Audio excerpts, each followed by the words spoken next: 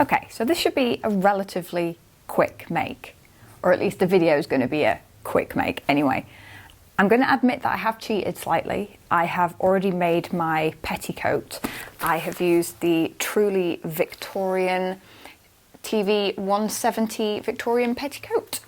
I've just made it out of black cotton to give my dress a little bit of swoosh. I've already made that because it's going to be really boring to record. It's just a bunch of rectangles, ruffling, and a lot of overlocking, which nobody cares about.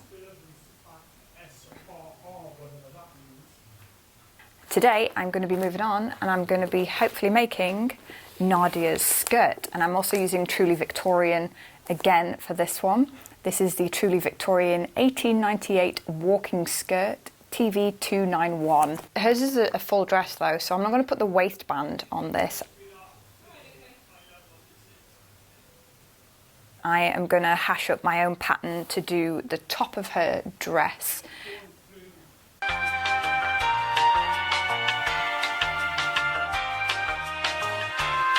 We'll just wait for this conversation. 3 hours later. Let's try that again. So I'm not going to put the waistband on this. I'm going to hash up my own pattern for the top of her dress. It's a mix of the brown, like coppery paisley fabric with some black velvet. So I've got my black velvet, but before we get to that point, I've got my lovely brown paisley fabric, which it's not really what I wanted, I'm going to be honest. I really struggled to find the pattern that I wanted. I actually have some fabric that is exactly what I wanted pattern wise, but the weight of the fabric is like faux leather suede and it's just totally wrong. I just feel like it's going to be so heavy. It's not right at all. This is also not right, but at least this will float a little better. This is technically lining, and it's the only thing I could find in this brown colour with that sort of paisley pattern on it. So we will see what happens with this. As an aside, this is what I wanted. This pattern is so much better for what I wanted. But it's really heavy and it weighs half a ton, and I'm 90% sure her dress doesn't weigh half a ton. So lightweight lining stuff it is. So I've definitely just had an absolute fabric crisis moment where I was looking at my lining and I was like, I really don't like this fabric. It's very lightweight and it's just not going to hang right, and it creases if you so much as breathe near it. And I was looking at the other fabric that I pulled down off the top. It was up there on the top of my cabinets. And I've just like draped it a little bit, and it is a heavyweight fabric, but when you watch her move, a lot of her fabric is really, it looks like curtain weight upholstery type stuff. It does not look like the stuff you would be making these dresses out of, and when she picks it up, they look heavy. So now I'm just like, maybe it's that one. So I'm just going to do it. I've got my pattern, I've got this fabric, it's just sitting around, and if it fails miserably, it will just get absorbed into my wardrobe as like a random steampunk skirt. But it might work. It might work. Then again, I'll find out if I hate this fabric. So excuse the budgie noises in the background, but so I've just cut out the front and the side front pieces of my skirt. And I've come to cut out the rest from the rest of what I thought was the roll. And it turns out these are two separate pieces. You two are not even close to the same thing. Not only are they two separate pieces, but they're different fabric. And I just cut out the front and side front pieces from it. So now I'm going to just have to throw that aside and probably start over from scratch and cut the rest out of the rest of the fabric. This project is going well. I'm pretty sure I jinxed it this morning because I said it would be a quick project. Yeah, it's turning into a nightmare. Okay, so I have completed the skirt section out of the weird fabric.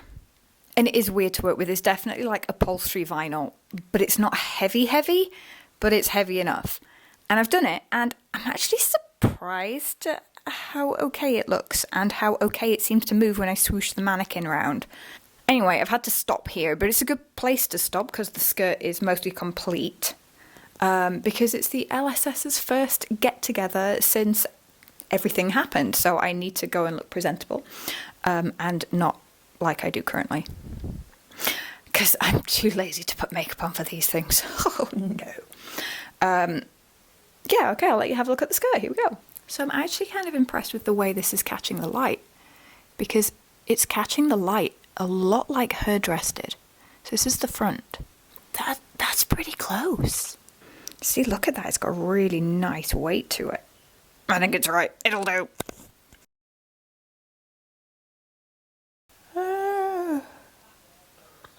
So I'm starting today with some sort of socialed out hangover thing. It was the Lincoln Steampunk Society's first get-together since everything happened, and it's also like the first time I've socialised with people I know. Oh my god, I'm so tired. I'm so tired. Also, my fringe is doing something. I don't know what that is. I just... After yesterday's weird fabric crisis, where I decided not to use this, because it was bothering me that it was just lining anyway and it's really see-through.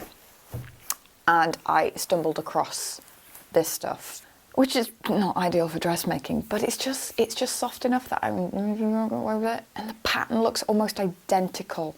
I actually went and held a picture of Nadja's dress up next to this fabric. It was so close. Like, the flowers were in the same place, the little swoop thing was in the same place. So I think either way, the pattern was correct. Whether it was a different fabric or not, I don't know. But I've done it now, so too late.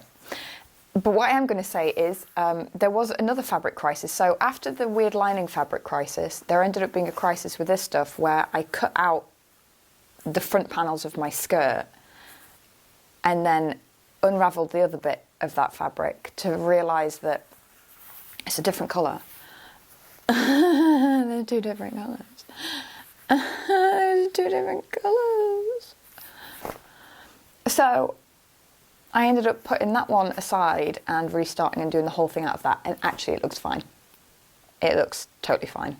But note to self for the future, if you have two pieces of fabric, do not assume that that was a previous project, that you cut that off of the same bolt. I must have bought them at different times from different places or something. I don't know. Either way,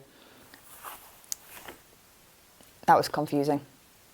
Today I'm doing the top bit, so I might get to the sleeves, but today I'm just patterning it myself because I don't have a pattern for this, so we'll see how it goes.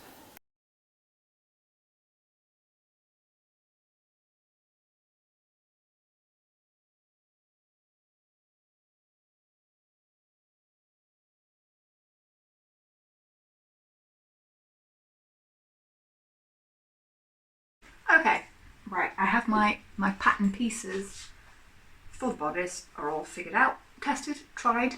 These two different fabrics, there's velvet at the top, the brown stuff on the bottom. Hopefully the two fabrics will behave together, but because this brown one... What is my hair doing today? Yeah, I don't know how the brown fabric... Stop flashing! I don't know how the brown fabric is going to react to being fitted like this. Like, it was okay on the skirt, but there's not a lot of fitting going on. It might be horrific and I might regret everything, but I guess we'll find out in a minute.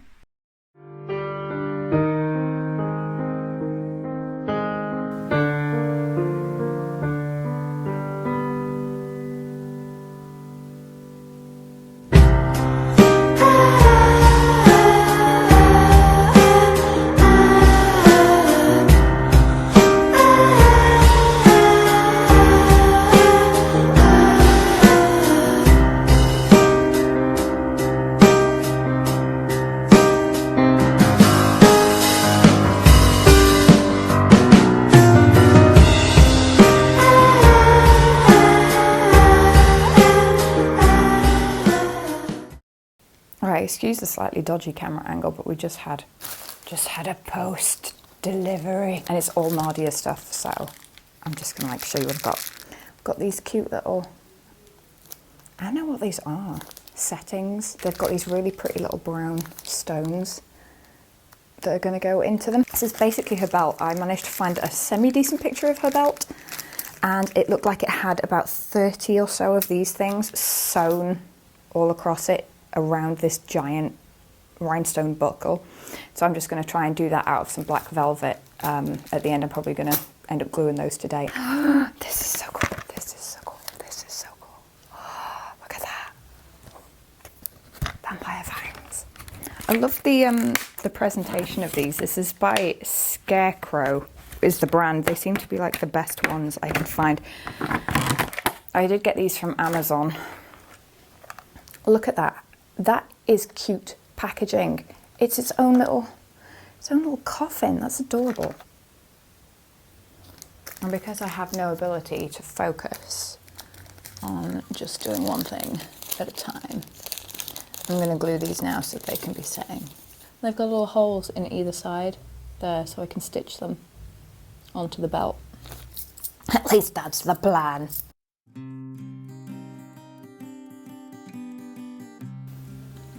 Look how pretty that is. I have all of my pretty little jewels out now. I'm going to use my old favourite Yoo-hoo glue, which is nice, cheap, and does the job. When you wake up the dead, what is that howl from the woods? The shadows that lurk on the ground. It's much too late just to make your escape. Can't fight it, you can't stop it now. Your heart pounds, but don't turn around. I'll just let these dry now and I'll get back to the rest of the project. So we're back to the part where I had absolutely no audio recorded. Yay! I'm going to have to narrate over the top of what I did now. But here's a fun fact for you. I got so frustrated with this video and its multiple tech issues that I walked away from it, and it's been about 10 months since I actually completed this project, so I have no idea what I was talking about in this video or doing in this video, but I'm going to make it up as we go along because that's always fun. So this part was me actually putting the velvet onto the leatherette fabric and sewing it, which is thrilling. So we'll just skip slightly ahead to the fully completed dress. Woohoo!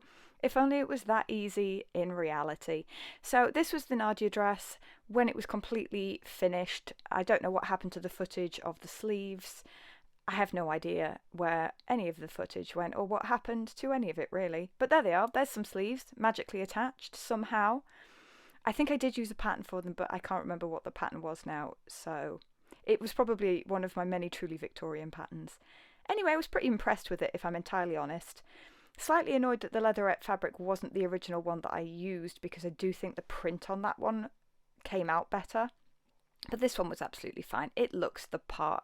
It's recognisable. It's fine.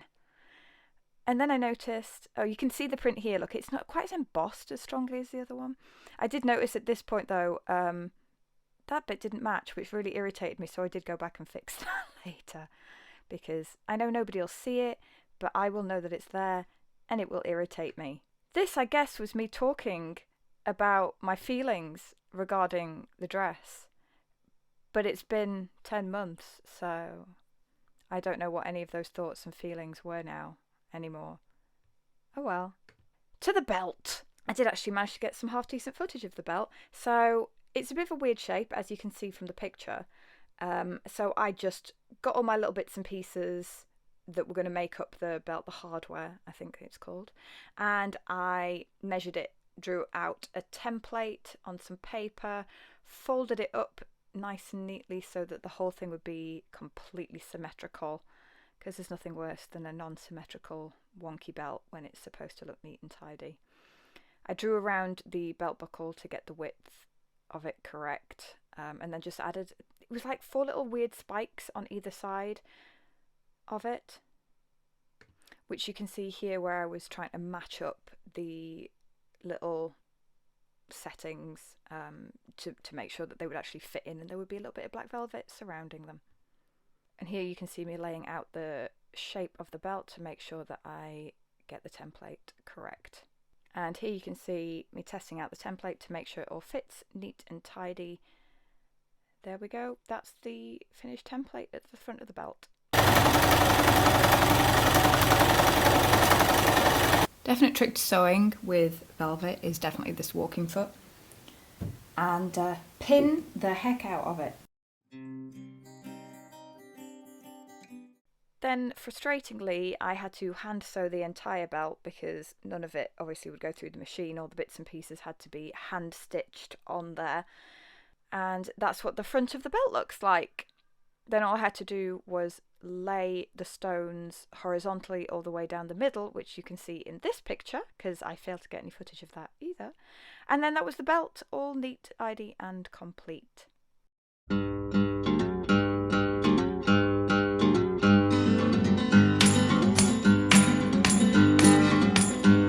Don't sing if you want to live long. They have no use for your song. You're dead, you're dead, you're dead, you're dead and out of this world. You'll never get a second chance. Plan all your moves in advance. Stay dead, stay dead, stay dead, stay dead and out of this world. Run fast, don't stand in the sun. There's too much work to be done. You're down, you're down, you're down, you're down and out of this world.